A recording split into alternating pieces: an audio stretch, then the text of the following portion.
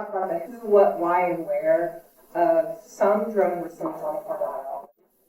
So first to answer the where question. So the work that Ruben does is across numerous sites on Jornada, located with some of the ongoing research that we have with respect to phenomena. Why, scientifically, we are monitoring phenological activity now. What plants are doing.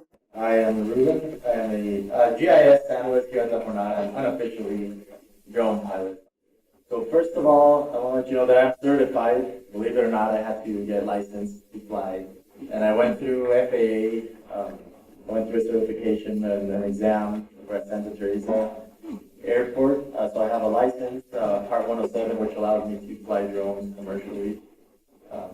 So there's just that distinction between being a hobbyist and having a commercial license. We have white sand, so there's a lot of sensitive airspace in this area. So that part I found helped me a lot to stay out of trouble. You don't want to be flying over at white sands with the drone. That the drones have to be registered with the Federal Aviation Administration as well.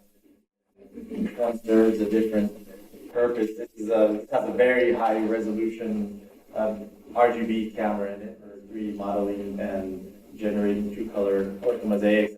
This one over here, the 3DR Solo, has a 5-band multispectral camera on it. So we have red, blue, green, near-infrared, and red bands on it. And this allows me to create standard RGB imagery, very high resolution imagery we could get out of this. So this is 2018. It's IBP site, May 9, 2018 to May 9, 2019. So they're exactly a year apart.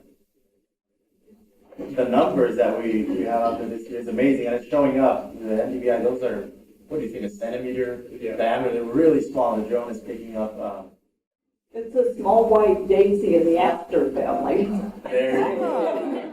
You could fly a site in 10 minutes and create all these profiles. Digital surface model, which is pretty much showing the slope of this site. This is 20 megapixels, so it's a lot of information that each one is holding.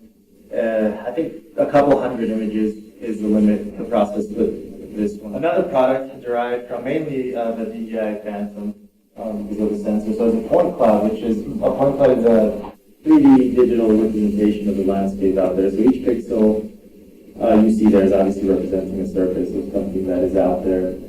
This particular point cloud is made up of, I think, a little over 16 million individual points. That people are using that for estimating biomass loss. And they're doing the same for soil erosion and even snow melt estimates in southern Colorado.